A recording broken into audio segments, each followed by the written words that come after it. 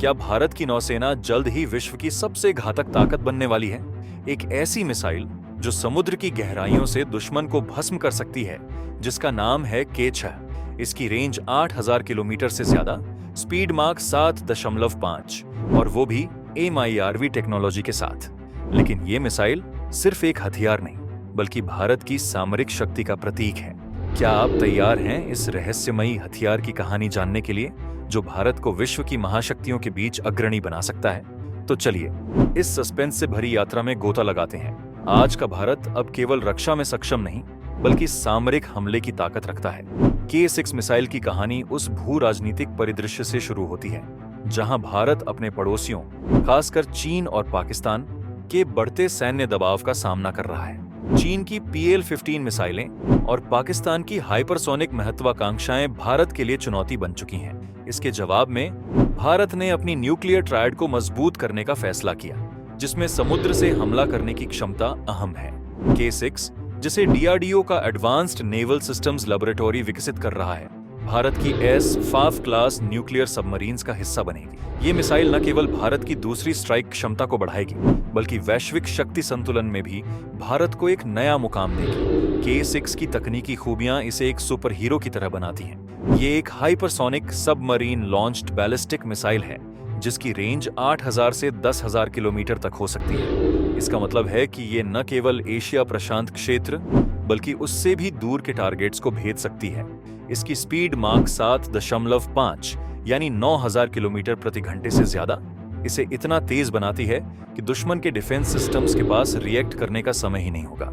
K6 में MIRV यानी multiple independently targetable re entry vehicle technology है, जिसके जरिए एक ही मिसाइल कई टारगेट्स पर अलग अलग न्यूक्लियर वॉरहेड्स से हमला कर सकती है।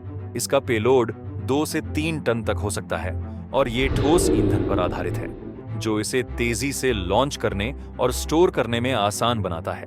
इसका डिजाइन इतना स्टील्थ है कि इसे डिटेक्ट करना लगभग असंभव है।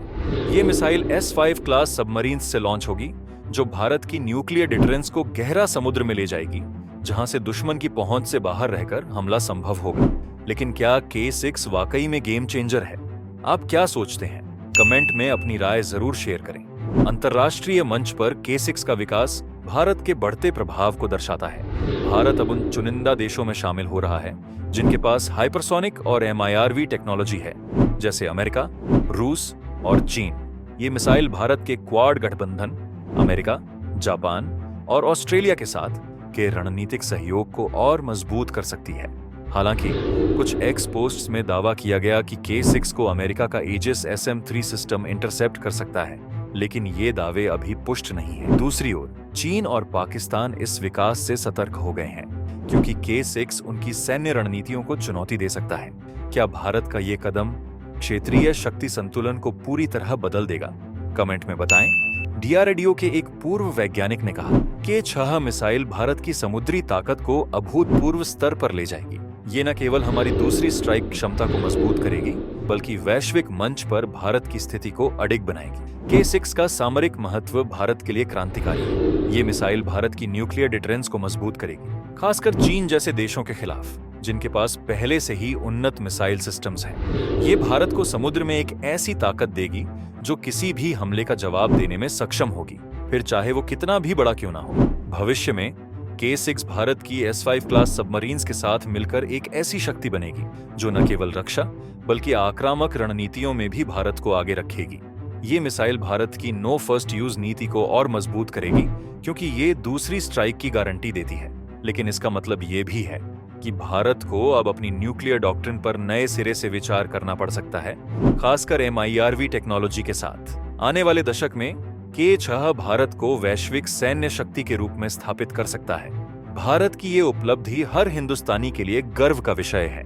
K6 मिसाइल सिर्फ एक हथियार नहीं, बल्कि हमारे वैज्ञानिकों की मेहनत, हमारे सैनिकों की हिम्मत और हमारे देश की एकता का प्रतीक है। ये भारत की उस अटल इच्छा शक्ति को दर्शाता है जो कहती है कि हम शांति चाहते हैं, लेकिन किसी भी खतरे के सामने झुकेंगे नहीं। तो आपकी क्या राय है? कमेंट करें और सब्सक्राइब करें।